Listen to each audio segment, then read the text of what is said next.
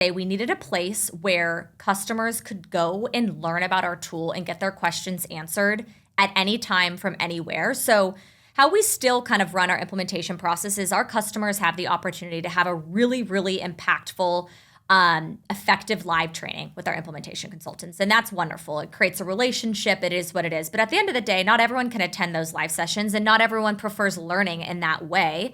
They want something that they can go to, whether it's reading, watching a video, to teach themselves, right? It's essentially how can you teach yourself on the product? How can we be one step ahead? And that's kind of how I like to think about when we broaden our FloQademy content. How can we be one step ahead of the customer and know, like, that's a question they're probably going to answer when they're at this stage in their journey with FloQast. And that's kind of how we've built out, like, we have like a FAQ kind of quick tip library. It's like, those are those quick questions that I know that they're going to send a consultant or an ASM one day. Let's get ahead of that. So kind of having a place that ideally would answer questions from anywhere at any time, that could also help our support team, right? So we have an amazing support team with a great response time, which is where people may go if they receive an error message or if they have a question, right?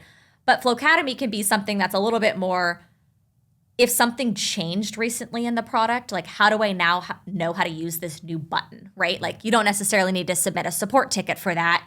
Can I go somewhere? Like, if I haven't had a call with my, account manager in the last couple months, but I'm starting to see new buttons, how can I go somewhere and learn about that? Like, FloQast is rapidly evolving every single month, which is amazing. And so at FloQademy, we try to stay up with our product roadmap so that customers can know what are these new features, how can they lend to my process, and really just keep them coming back to be able to continue to get more and more value out of our product, because we can offer them so much more now, probably, let's just say 3 or 4 years after they implemented than when they implemented. So obviously helps with initial implementation training, but even more so with that adoption and retention, right? Like, once they're post implementation, and because our product's not going to stop evolving. And they're going to hire people 100%. a year after we implement, so they need Yes. a good place. So Yep. it sounds like a pretty win-win thing to me. A Yep. lot of people don't want to reach out to a human to ask how Exactly. they reset their password or Yep. whatever. We don't want to be going back and forth on Yep. that either, so let's just cut the time out of it. Yep. Okay, thanks for checking out that clip from Blood, Sweat, and Balance Sheets. Hope you enjoyed it.